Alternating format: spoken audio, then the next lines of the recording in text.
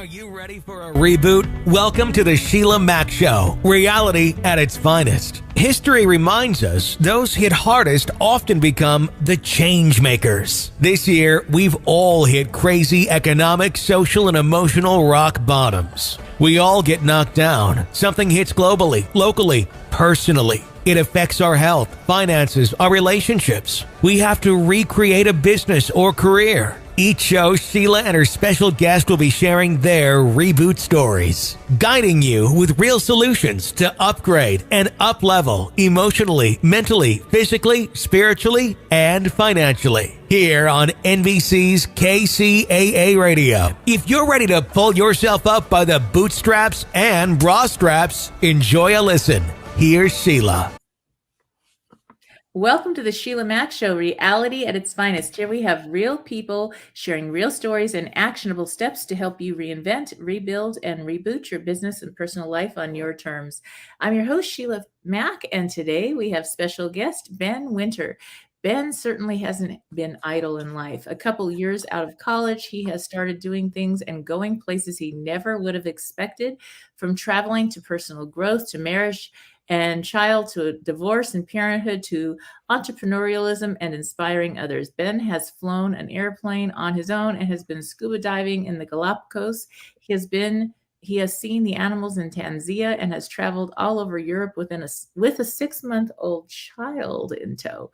He has performed improv for over a decade, acted in several plays, and even a movie. He's owned several businesses, and his biggest passion is exploring the mind.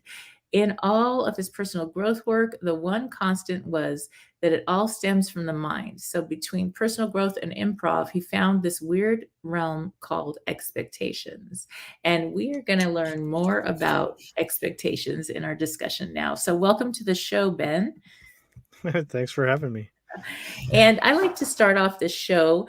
The show came about based on my new best-selling book, Bootstraps and Bra Straps, the formula to go from rock bottom back into action in any situation. So I like to start off by asking you if you have a time in your business or personal life where you experienced a tough situation and how you got back on track. Oh, plenty. The one that probably hits the most was probably during the divorce, where I kind of hit the bottom rung of whatever ladder you would consider life to be on. And it was a tough struggle to get through, but I had started doing a lot of meditation and let's call it spiritual work. So not religious, just spiritual. And actually found my way out through the help of some friends and meditations and all kinds of stuff. And really kind of came out with a new perspective on life and actually a new purpose. And that's kind of where I started down the realm of writing my own self-help books and stuff like expectations. So it was a necessary evil, if you will. Yes. And, sometimes I just finished another interview, and sometimes what happens is the universe conspires for our best and highest good. And that means tough situations show up as a redirection. Like little things happen and we don't listen. And then we get redirected. And all of a sudden beautiful things show up and we're on that better place in life. And it sounds like that's what happened. You got to travel the world and do all these fun things. I'd love to hear about that. That really sounded interesting. How did you travel with this little one? How did that work? Yeah. So we knew we were having our child. And shortly after he was born, my then wife said, hey, you're not really happy at your job. You should quit and we should move to Europe. And I was like, no, we can't do that. We just had a baby, right? Every reason why not. And let's just say through a lot of things that happened over the next 6 months, we decided to go ahead and do that. So I quit my job. We put things in storage that we wanted to keep. We sold off just about everything else or donated it, and we hit the road. We left for Europe, and our son was 6 months old. Now, the beauty of very small children is they're not mobile. So they go where you go. So if you want to go travel Europe, the best time is between 0 and I'm going to say like 12 months. Cause usually around our son, around 9 months was like, I'm going to walk everywhere myself. Because I've met babies that are 13 months and they're just still just, I'm just hanging out. Yep. And I'm like, yeah, man, my son was like active as quickly as he could be. Uh, But yeah, we went to Europe and it ended up being a really fun adventure, about 3 months vacation, if you will. And then we came back because we missed our friends and family. So yes. There's something beautiful about traveling. It's educational and healing and helpful in so many different ways. Now, I adopted I have 6 children, 3 of mine from birth and 3 that I adopted, and they're all grown now. But when they were little, they also traveled with me. And we, with the budget, I was running businesses, so I couldn't go far, but I did take about 3 months too. It was all summer. And we went all the way across the United States and learned about all the history of the US. And so we stayed with the Amish. We did all that. And wow. and we got to learn all these things. And then we ended up we went to Club Med Sandpiper, which is like a family Club Med vacation site. And I didn't know it was hurricane season. That's what I knew. So it was like 50% off. So it was really cool. And we stayed there for a month, and we would go to Disney World, and they had Epcot Center. And so although we did the rides, I was like, now we're in Epcot. So now we're going to learn about the rest of the world. And so we traveled when they were little. And then later, by the time my youngest were teens, I was traveling the world, and I traveled the world for 7 years straight, and learned with the Tony Robbins group and a whole bunch of other people, and went just about everywhere. And the kids were used to it because That's great. that. Yeah. So that was the thing that it changed what they were thinking and doing. Like, the world is bigger. You have opportunities and options that, you don't know that you have when you're just in one place.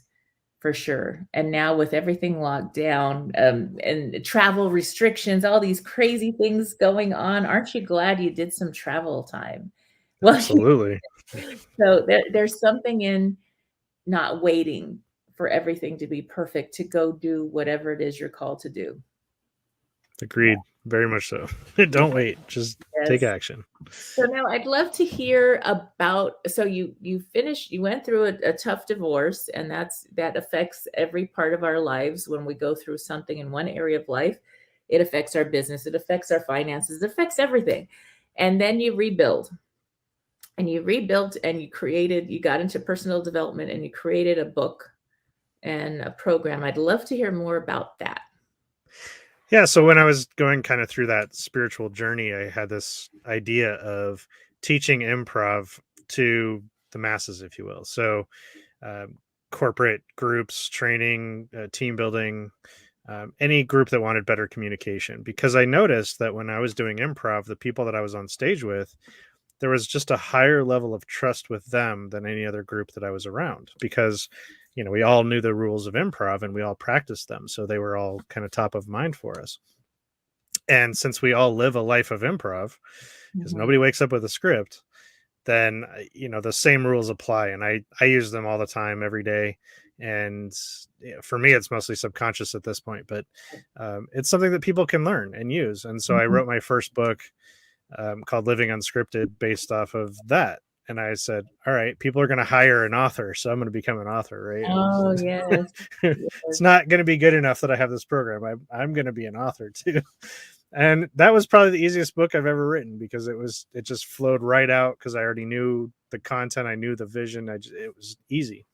And then I started writing some other more specific versions of the same book, like Business Unscripted for business, and Relationships Unscripted for relationships. And then as I was continuing to teach this, I kept coming across this saying that I would tell everyone. I said, the only reason anybody gets upset is because an expectation hasn't been met. Yeah. And I was like, okay, that's a cool saying. Seems to hold true every which way I look at it. Doesn't solve any problems though. and so I sat down and created a flow chart around, this moment in time of being upset, and kind of working through it from the view of expectations. And after I finished that flow chart, I was like, there's a lot of depth to a lot of these questions and answers. And now I need to write a book about it. So that's where my newest book came in. was just really filling in all the blanks of this flow chart to help solve the problem. Because I like to solve problems if I come up with them, because there's too many people saying there's a problem, there's a problem, there's a problem, but not doing anything about it. Yes. So now how does that, I know I think of, I can't help but think of Tony Robbins, change your expectations for appreciation. So he has that saying. And so how does changing your expectations, how is that applied in your book, and what does that look like in somebody's life? What does that bring about? So for me, I don't necessarily tell people to change their expectations, more understand them and where they come from and why we have them. And I always tell people, when you find yourself upset, recognize it as a wonderful gift, because it's a trigger point where you can choose something different. Okay. You can either choose to stay being upset and you're just going to miss out on all your dreams and happiness, or you can see it as for what it is, and that's an unmet expectation, in which case now you can explore that and really find out, did I even know that I had this expectation?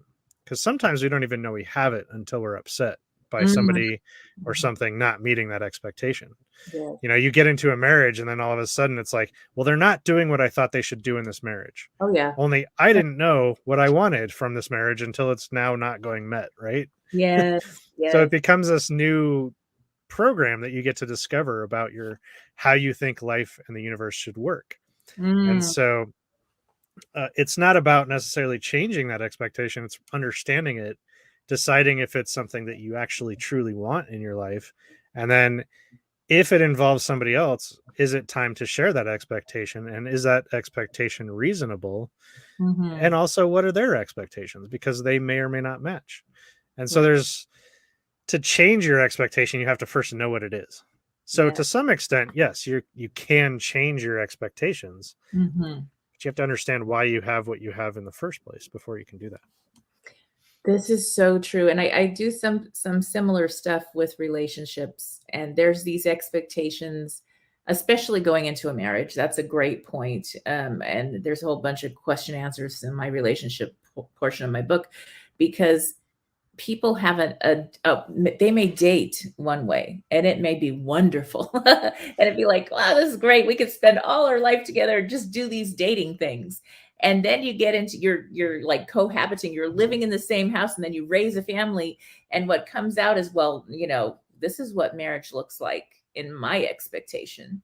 And there's these unwritten rules from the culture, from the family, from who knows where, and each person has these unwritten rules that nobody talks about. And they fight over these silly rules because they never talked or had these discussions about what does that expectation look like, and how can we blend these, and what are we willing to do to be in this relationship, and what's just like, this is not me, and I'm not going to be able to like give my whole like being up to be in this other way of being that's not me. And those discussions to have before are going to save so much money and time and family struggle. And think about right now, parents having their children move back home that are adults. I have 2 adult kids that are back home, and I love it, and we get along really well. But there's a lot of people struggling with that because there's a different relationship. They're not your children, they're your children, and you're helping them out because the dorm closed and they were in college, whatever, with this pandemic. And so now you're like, okay, but now you're in this home and you're not a child, so I can't treat you like a child, but there's expectations because you're living in my house and it could be a roommate that, oh my gosh, like I remember I had different roommates after, like I've owned my own homes, married, divorced, whatever, because it was an arranged marriage and we were so different. It was like night and day. I was like, I'm not giving up everything I want to do in life to just be controlled. No, but it did, and he didn't want to work. But anyway, long story, but not a bad person. It just totally different, so different, night and day. But we have these incredible kids, and that was what kept us together as long as we did, was for the kids, and that was that. But when you think about it, those expectations, we didn't have those discussions. It was an arranged situation. And so we didn't get to say, hey, What do you want? What do you expect? What are your goals and vision? How do you want to raise a family? What do you want to do?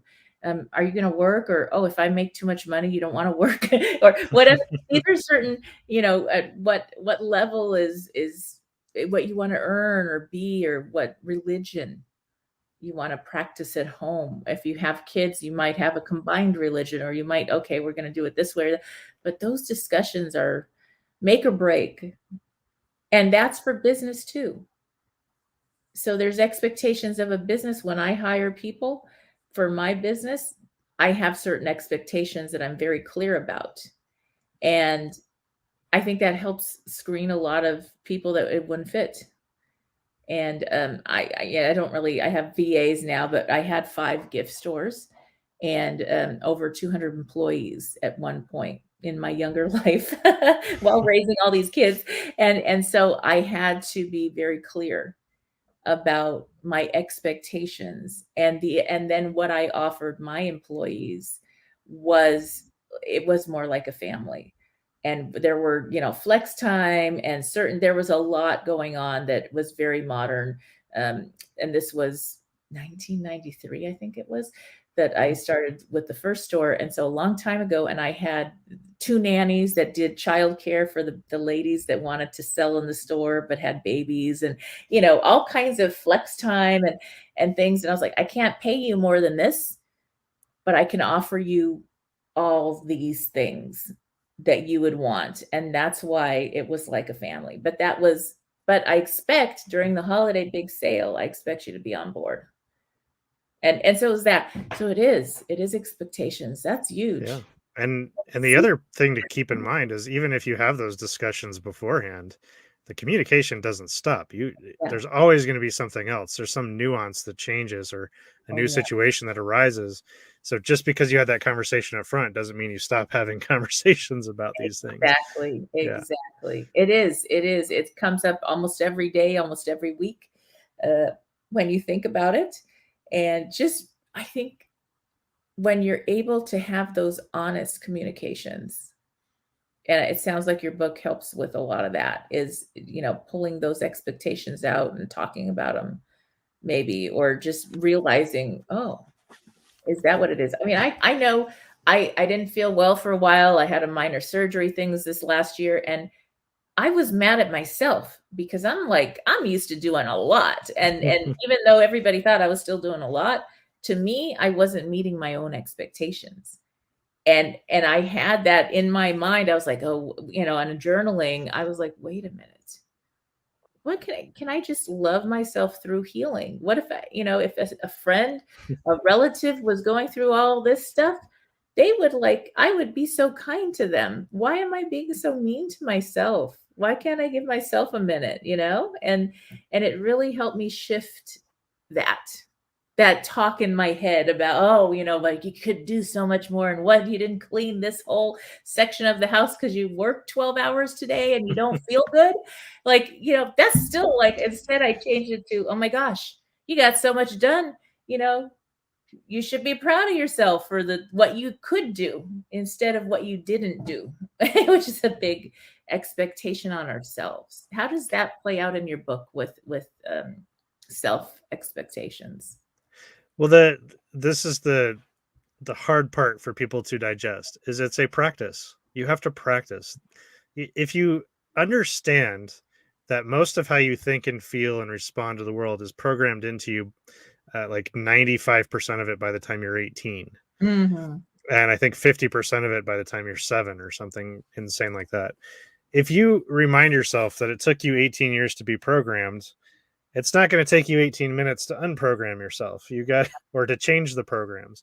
You now have to consciously create new habits and new thoughts.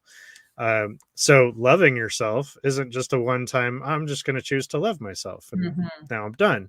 You are going, when you decide you want to do something, well, guess what? You're going to get plenty of opportunities to practice. Yeah. And that's just how the universe works. I'm going to practice patience. Great. Here's an opportunity to practice. Oh, here's another one. Here you go. Yeah. It's like, oh, I was hoping I would get this and there'd be no more lessons. Right. But you have to practice it until it becomes such a habit that you don't even think that you're doing it. It's a natural thing. So now could you share maybe some chapters in your book and some, like, maybe your favorite points or Sure. yeah. Well, it's funny because in the back of the book I have an appendices of I just shifted that book away. I don't have one right next to me. Oops. But anyway, there's in the appendices I have lots of examples. So I talk about like religion and science and sex and employment and all those things. I provide examples of like how this can be used in those worlds. But Mm. you know, the piece, one of the pieces in there that I really like to explore is your subconscious is working for your benefit, and it only sees it that way. It doesn't see things as right or wrong. It's just, Mm. this is what I know and this is what I'm going to do, and it's the right thing, always the right thing. And so Okay. your subconscious is running you. So when you speak a language, you grew up learning to speak that language, therefore your program says this is the language I'm supposed to speak.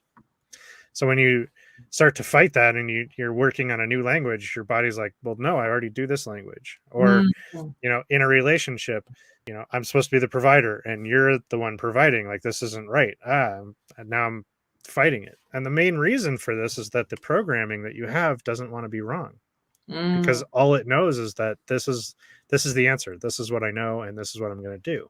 Mhm. So our subconscious may fight us when we want something different, because now we're consciously choosing something different than our program. Oh, yeah. So if we grow up learning to not love ourselves and to put other people first, and we now want to love ourselves and put ourselves first, we have to battle that old program that's really good at what it does. Yes. Protecting us. It is. It's At that one absolutely. time, it did protect us, and then it doesn't serve anymore at a certain point sometimes. Exactly. And so now we have to fight this. But the good news is the conscious choice is very, very strong, but it's Mm. very, very short. Yes. So you have to practice that consciously over and over and over and over and over until that voice grows really loud and the other voice grows really soft. And that old program's never going to go away.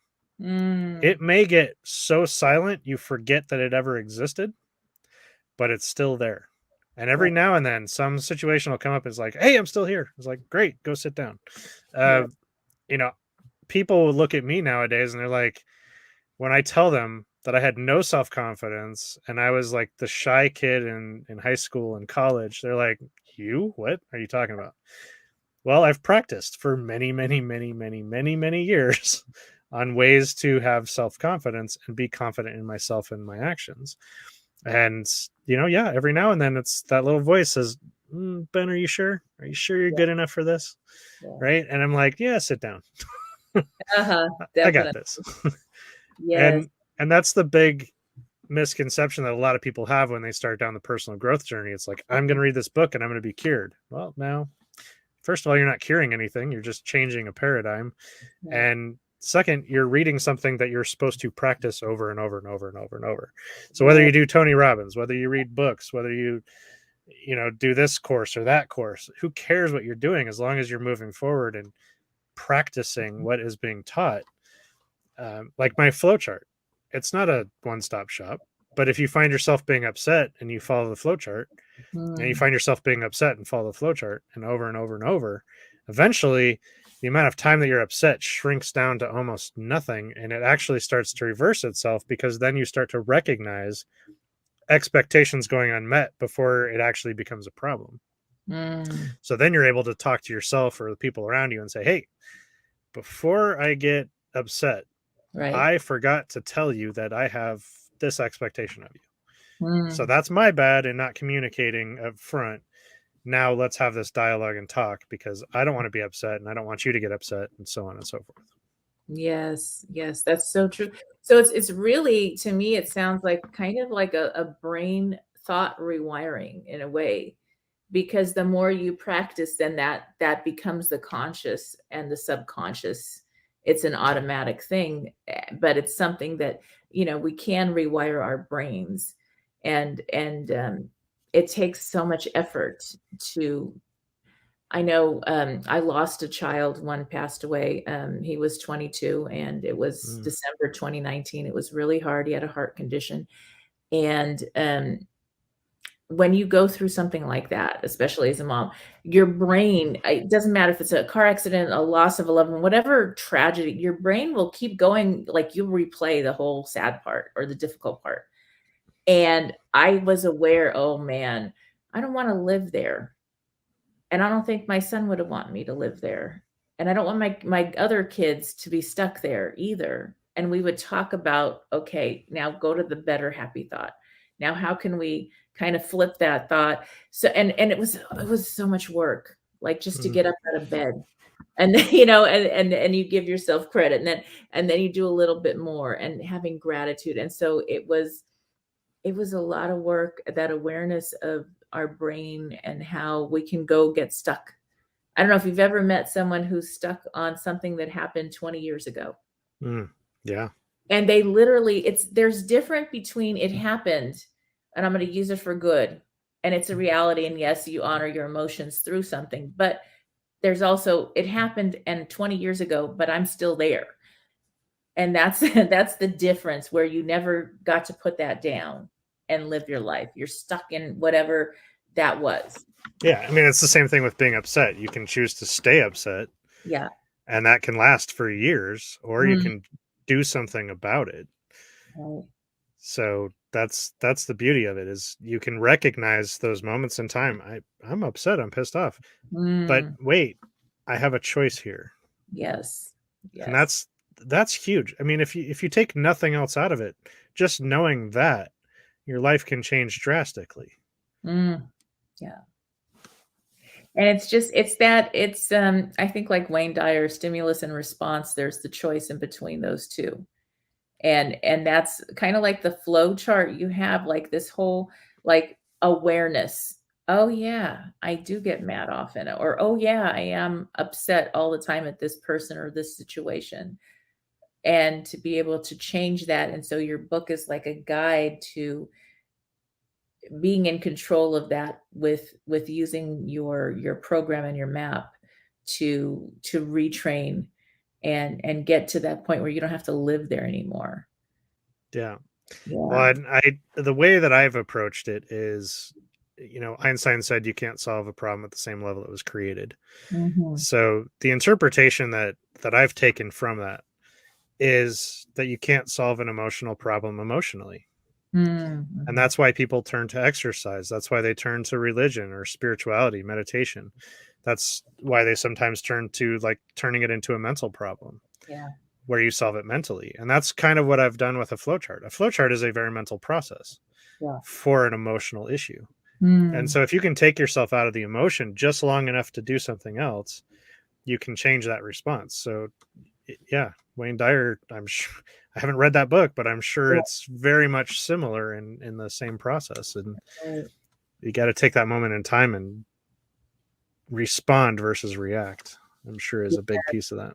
Yes. And I think that awareness is really important. When did you find, as you were creating this book and program, when did your awareness come in to bring you to the program? What was the situation and the, like, oh my gosh, wait a minute, I can change this with my expectations? What was that moment for you, or that where you were like, wait, who's in control here? I am. Wait a minute. So a lot of that came from, so I started doing a lot of personal growth work in my early 20s. And so that's personal growth work equals awareness training. Yeah. Plain and simple. That's the more you're aware of yourself and how you think and feel and act, the more you're able to do something about it. The drawback is you're fully aware that you're responsible for your own actions. And sometimes that really sucks. Yeah. But it's very freeing at the same time. So I got a lot of that through personal growth. And then I started doing a lot of improv and found that improv itself was personal growth and very freeing for me. That's kind of where I found the majority of my self-confidence. And then when I was going through kind of like the divorce and the dark period in my life and started down the spiritual path, it sort of all just kind of came together. And that's when I was like, all right, I need to do something with this. Yeah. And again, through teaching improv, that's when I really kind of discovered, hey, there's this giant big world for expectations. Because I was constantly having expectations of other people and really started recognizing, like, I have these expectations of other people. Also, at the time, I was doing a lot of networking and meeting people for business and all this other stuff, and a lot of people are not on time. Oh, And I have an expectation, because of how I grew up, yeah. to be early, Mm-hmm. not on time or not late, but to be early to everything. Oh, so then they're really late, even if they're on time. I was able to accept them being right on time, but Okay. like 5 minutes late, I was like, all right, fine. 10 minutes late, it was like kind of messing with me. 15 minutes late, I'm like, we have cell phones, people. Like, Yes, 15 yes, minutes late should not be a thing right. without some sort of like, hey, I'm running late. And so I started to really check in with myself. I'm like, are my expectations reasonable? Hey, have I even shared my expectation about being on time with this person? Right. If I'm setting that meeting saying, hey, I grew up where I'm always early, so I will be there early. If you want to come early, great. If you want to come on time, that's great. If you're going to run late, let me know. That's me setting an expectation with the other person. Now, if they say, yeah, no, I'm always 15 minutes late, I'll be like, okay, that's going to take away from our meeting time, because, I end right on time too. But as long as I know that, I can adjust my expectations around it. Yeah. And I have a political message for you today. Are you ready to hear about politics? Probably not. So this season in the United States, if you are here, it is political season. So it's very interesting, and everybody's going to vote for somebody, hopefully. So vote your passion, but the most important thing that you can vote for is yourself and your family, your values, and your belief systems this year. So give yourself a vote for time for you, self-care time, time with your family and friends. Don't just spend your votes watching and listening to everybody else's opinion about what's going on or who you should vote for. You know your values, so vote for you. All right. The Hebo Tea Club's original Pure Pouty Arco Super Tea helps build the red corpuscles in the blood, which carry oxygen to our organs and cells. Our organs and cells need oxygen to regenerate themselves. The immune system needs oxygen to develop, and cancer dies in oxygen. So the tea is great for healthy people, and it can truly be miraculous for someone fighting a potentially life-threatening disease due to an infection, diabetes, or cancer. A 1-pound package of tea is $49.95 plus shipping. To order, please visit lovemysupertea.com. That's love, L-O-V-E, my, M-Y, super, S-U-P-E-R-T-T-E-A.com. So the complete website is lovemysupertea.com. Or call us at 818-288-4128, Monday through Saturday, 9 to 5 California time. That's lovemysupertea.com at 818-288-4128. And inevitably, they show up early comparatively. Right. I say comparatively to their normal 15 minutes. But again, we were doing this magical thing. It's lost in time, but it's called communication. Right. It's an amazing tool. I highly recommend everybody use it. So now, if you're listening in and you have a family member, a friend, someone that's late a lot, they may just have a little bit of ADHD. Might be. Or something like that. And the secret, this is, because I've had this big family of 6. I adopted three of my own. And so we've had all kinds of different things. And some of us are a little bit more ADD than others, and some of us are more timely than others, and we all are different. And one of the things that helped the most was for those that struggle with time, because you can get lost in time, especially if you have ADD. Like you can, and that's just a thing. But everything would be like, I would let the time be ahead of the time. So because we knew that if we said 3 o'clock or 2 o'clock and we said it, it would be like, is that now? it's a whole wire. And let me tell you, that switched everything. So it was like we all knew that we would change the time. It was an agreement, but then everybody was kind of on time more, because before that there was an upset and an anger from those that were wired to be on time or like to be on time, and those that just like struggled. So like they wanted to be there, but they struggled Like it was literally a struggle. And just that little game, that shift was like so I guess maybe we changed the expectation a little bit in a way, because we changed the way we did things so that everybody got to meet an expectation based on the way they operate, let's just say. So it's really kind of interesting. Yeah. I mean, I can go back to, oh my gosh, my grandmother moved in with us and had adults that dementia. And at a certain point, the dementia gets worse. And she lived with us for a few years, and it got to the point where at a certain point it gets bad, and the doctor had her on no chocolates and no sugar. and so she's like in her early hundreds now. She lived to be 103. So maybe she was 101 or something. She would run away from home. Oh, geez. And, because they do this, she would wander in the middle, like 4 a.m. or some crazy hour, and we wouldn't even know. And she'd be gone to the store. She would walk to different stores and she would steal the chocolates and eat them because she sorry, that's kind of funny, but not funny. And then we'd find her, and so for about a week, when my children first started their Montessori school, my daughter was like pre-K, we arrived late. And they were very strict on time. But I thought, Montessori, they're not strict on time. It doesn't matter. And so I just drop her off and keep going, not realizing they were, this is pre-K. We're playing. And, it's not school. In my mind, it's like daycare, right? And so then the principal gets us in the office. It was a husband and wife team that ran the school. And they were both there. And they said, we told your daughter that she's been late 3 times this week. And she put her little hands on her hips and said, do I look like I drive? I wanted to be here on time. So until I get a license, you're talking to the wrong person. It's a true story. And she has always been on time.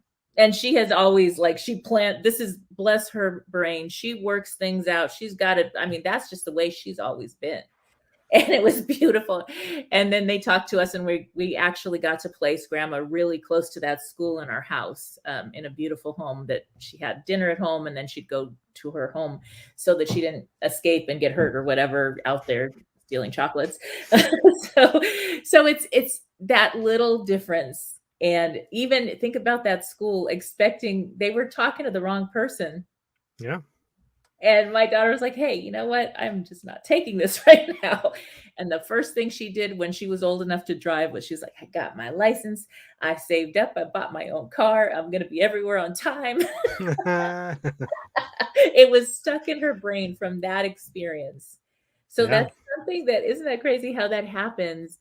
And that goes to the expectations of what's in our brain that we don't even know is there from some silly thing that happened a million years ago when you were in kindergarten or pre-K, nursery school, whatever. And so that's that awareness that comes over time. Yeah. And that's how it starts, is that if your parents are always late to everything, you start to learn there's really no consequence to it. Mm-hmm. And so you kind of grew up with this program of being late is okay. Yeah, and that's the norm, because that's the family you grow up in. Right. Or you come up with the exact opposite of, like, I always felt like the bad person walking in late, or I was always made fun of for walking in late. So regardless that my parents are late, when I'm old enough, I will never be late. It's the same thing where people will either take the programming on or try and do something like the opposite. Right. All those stories of kids that grew up in poverty, and they grew up and they're like, I'm going to be a millionaire because I don't want to ever live like that again. I don't want my children to live like that again, etc. They made a huge choice that was different from the programming that was being kind of, I'm going to say, forced upon them. Right. But parents aren't out there to force programming on them. It's that they're doing the best job that they can. Yes. And whether it resonates with that child or not is to be seen, because, I have a 12-year-old son. I have no idea if I've messed him up for life or not. Time will tell, and hopefully he takes the good stuff and doesn't become a jerk or something. I don't know. We'll find out. So And that's something that, I mean, raising my 6 kids, and my youngest that passed away, he did have a heart condition since 5th grade. So it was something we always worried about, but they're all good, incredible kids. And they came from different places, 3 of them that were adopted in when they were very young, like 2. So they were all, part of the family. And so you think of this very diverse, different group of people somehow figuring out how to like coexist together. and every single child has a different story now that they're adults of what life was like as a kid in our home. yeah. And what we did wrong and what we did right is different depending on the child, and how we messed them up or didn't, or how it helped them or didn't. And it's so you could have 6 people with different stories that went through the same household and had the same, and every person, like, we're all, what is personal development? We're all still like trying to fix ourselves or improve or better ourselves. If you're not growing, you're dying, right? So we're always doing our best at the moment. And then we find, oh man, we need to do something better. And so that's, I mean, my first child I had nothing. I went through abuse. I was foster care, homeless as a kid, all these things. So I wanted to give my kids everything in the world.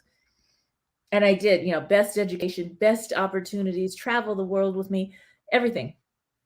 But there's overgiving. So if you, believe it or not, if you give too much to your children, they will resent you and they won't learn and grow. And so there's a balance of doing too much or doing too little, or, I mean, it's ridiculous. Yeah. And there's no perfect answer. There really isn't, because each one is different and they have different needs.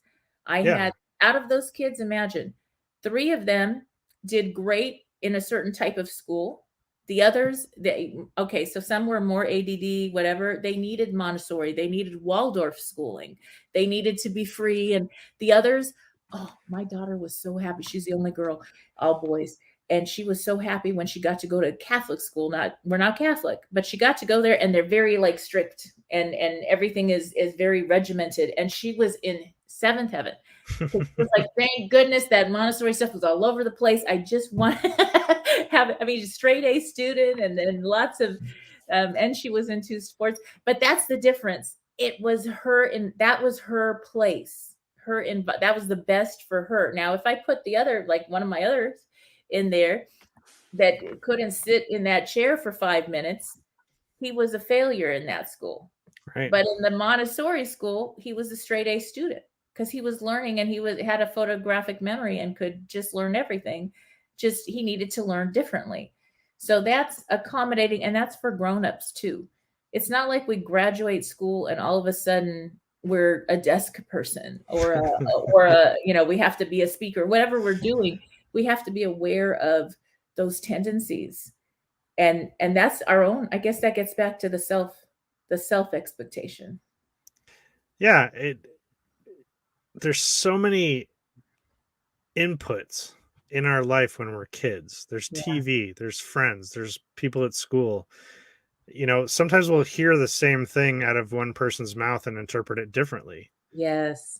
So everybody having a different view of how it all happened. It's funny. It has nothing to do with what actually happened. It has to do with all the inputs that change our perspective, changes our pair of glasses that we wear. Yes. And, there's still some basic, are you a good person because I was in a family with good people? Right. Most of the time, the very foundational pieces move along and support everyone. Which is why you have some people who grew up with hate in their heart because they grew up in a house where there was nothing but hate. Yes. And, they may not understand why they hate. They just know that that's what they're supposed to do. Wow. Because that's what they grew up with. Same thing with people who love and care and are giving. They grew up in a household where that's what was the norm. That's how life works. Yeah. And then you get out there and people take advantage of it. And you're like, I don't understand why you're taking advantage of it. Like, this is not how that works. I was so disappointed, when I remember my grandparents told me, you know what, people aren't all nice. You got to do all these things. And I was like, why not? I'm so sad that this is sometimes the case. or, you know, you have to have a certain relationship with employees, and you have to have a certain relationship with, you know, you can't be your kid's best friend and the parent at the same time. There's all these different levels of I don't know, relationship you have to have. I was a landlady for many years with lots of properties, and I had to have an arm's length. And I was like, you mean when I first started managing property, I just wanted to be everybody's friend. Right. And then my grandparents were like, honey, no, because you got to collect the check from them. And unfortunately, you can't be their best friend. And I'm like, why not? At, you know, 18, 19, when I started doing rental property management, that's what I thought. And so there is different levels of that where you can still be a loving person. And that's what I had to learn and figure out, like, how do you be a loving person, but have a good boundary? Yeah. And I think with that nice person thing, it's that boundary.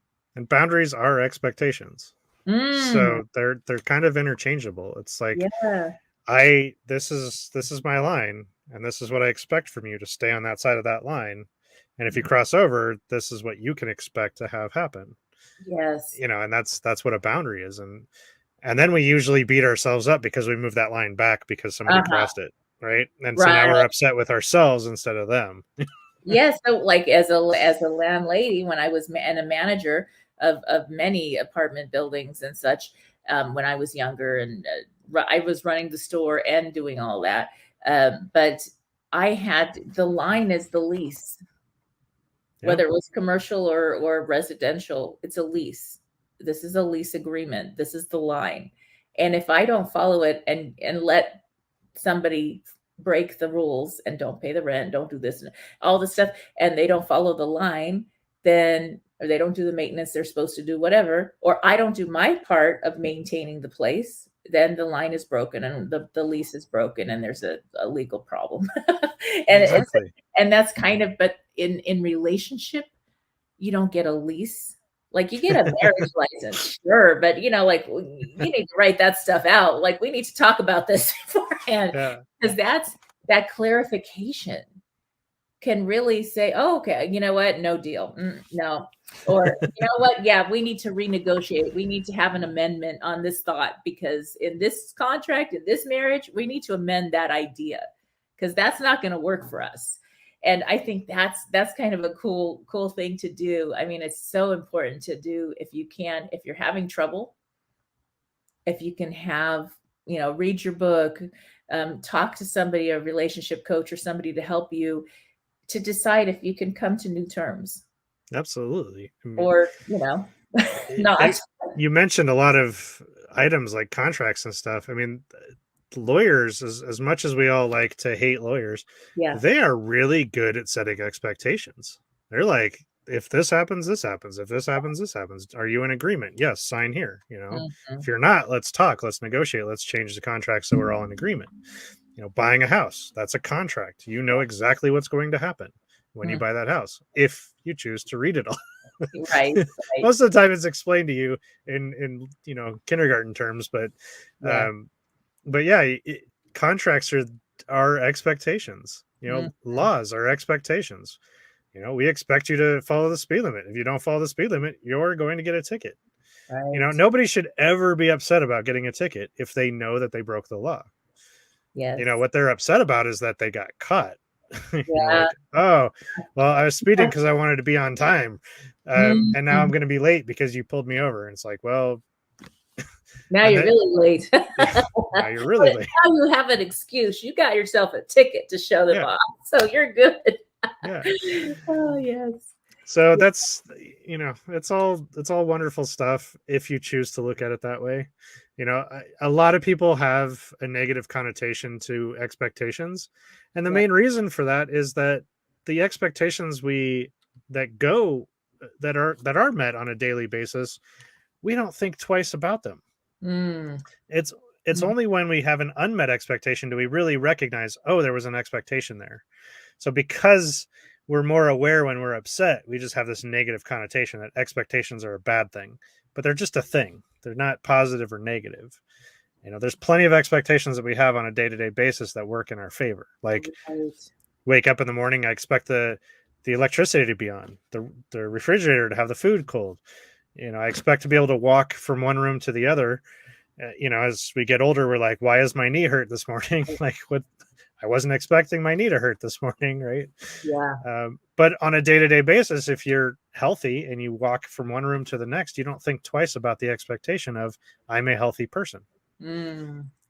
It's only when we have an injury that we start getting upset about it. We're like, oh, I'm not able to do what I wanted to do. I'm not able to get done as much as I wanted to get done. I'm not able to exercise because of this foot injury or whatever it might be. So that's why we think of expectations as negative when expectations are just a thing. And I think it's raising kids and just even at work, different things that go on our planet. I raise my kids with expectations, but also with discernment. And the discernment is, it doesn't matter who it is, a religious person, a teacher, somebody speaking, run it through your values. It's okay to question something that's not right, that is like, whoa, this is off. This is way off. And I tell you, my kids, they question me the most. And I was like, oh, why am I teaching you this?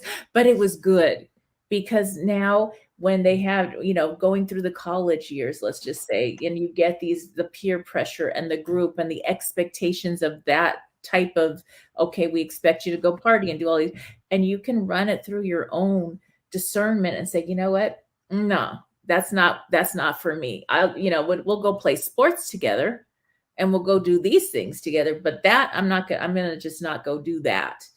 And that really gave them permission. And I think it's that the permission that you don't really need the permission, but it gave them that sort of, you start to learn, oh, you got to do what the peers do. You got to do what the teacher says. It's like, no, put it through your own value system so that way you're safe and hey, this may not be aligned, and that's okay. That doesn't mean negative or positive toward that group. It just means for you. And that's super important. I like that a lot, for sure. Yeah. It brought up another thought or something else that I was taught, and it's always like, consider the source. You're not going to take relationship advice from an 18-year-old. Right. You want to take relationship advice from somebody who's been married for 50 years. They kind of know how to make it work. Right. But again, with discernment, you can say, well, I like what you say about your relationship and how it works, yet I'm not sure that we're going to have that type of relationship. So I'm going to take some parts of what you say and, discard others. Right. You're not going to take financial advice from somebody who doesn't have a portfolio. You want to take financial advice from like Warren Buffett, somebody who's really got finance figured out. Exactly. It's that type of thing that we don't often do in society these days, is we don't necessarily consider the source when we're taking new information in. It's like, who is giving me this information? What's their motivation? What's their values? Are they in alignment with who they're reporting on or providing results for, or are they independent, or whatever it might be? But we have to consider the source. Yeah, it's so important. It's so important. So now we are coming to the end of our talking time.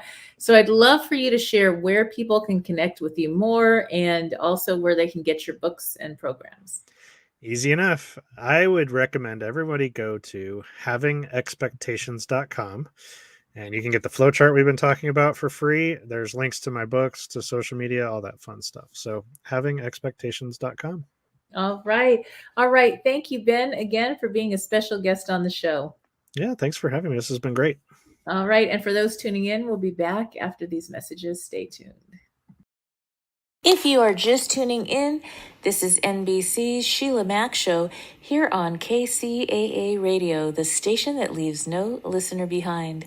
I'm your host, Sheila Mac, and today I have a couple of announcements. First, I would like to hear from you. That's right. I would love to hear from you. to be honest. I want to know what your breakthrough is, what your reboot is. How are you reinventing and rebooting your life? What shows would you like to hear more of? What information do you need to help you get back on track this year? And to do that, the best way to connect with me is actually through my new YouTube channel, and that is Sheila Mac Show on YouTube. And there you can see past recordings, and you can also see other information and shares that I have. And I would love for you to share in the comments there what you're needing more of and what you're rebooting this year and how we can help you get back on track. Are you ready to make more money in your business by telling your heartfelt, vulnerable story? Hi, I'm Leanne Clune from Radiant Books, and join me on the Sheila Mac Show, where I'm going to talk about making more income, impact, and creating a legacy by sharing your story in a highly leveraged collaboration book, sparking unlimited possibilities for you and your business. Leanne Clune, Radiant Books. See you then. All right, I have some business leader reboot tips for you. If you are a small business owner, then there are a few things that can help you. First, think about business credit versus personal credit. If you have not tapped into business credit, this is very important. I actually have some free resources on my website to tell you more about how to do that. But business credit will get you, oh my gosh, more than 10 times, probably closer to 100 times more credit opportunities than if you just use your personal credit. And it will also save you in the event that you need to tap into personal credit or a home loan at that time when you need it most for your family or for whatever surprise we have next in this pandemic. So that is one tip that will help you and your business to get ahead this year. You need a guide to show you how we get through a situation like this, to give you resources and to help you get out of the emotional pea soup fog of dealing with a crisis and the resulting fallout. I've been there, and I'm here to help you. You are tuning in to the Sheila Mac Show, where we answer real questions with real solutions to help you reboot your business and personal life. Now, I have reminded you about my new best-selling book, Bootstraps and Bra Straps, the formula to go from rock bottom back into action in any situation. And the core of that book is lifestyle design. So it's going through chapters of different things that happen in everybody's life to one extent or another. We talk about starting over, rebooting, back on track after losing a loved one, a divorce, our kids grow up, we are parenting our parents, and more, relationships, ups and downs, renegotiating relationships, business, career. And every time you have a life shift, you have the opportunity to redesign your life. And so the main focus is every chapter will help you reboot through where you are. You go to the chapter that speaks to you during this time in your life, and then you go to the main focus of the book, which is lifestyle design and getting back on track. But this time, the difference is you get to live life on your terms. All right, so to learn more, go to SheilaMac.com. My name is spelt SheilaMac.com, and there I also have a free gift for you. Looking forward to seeing you there, and as always, I wish you life, love, laughter, and light.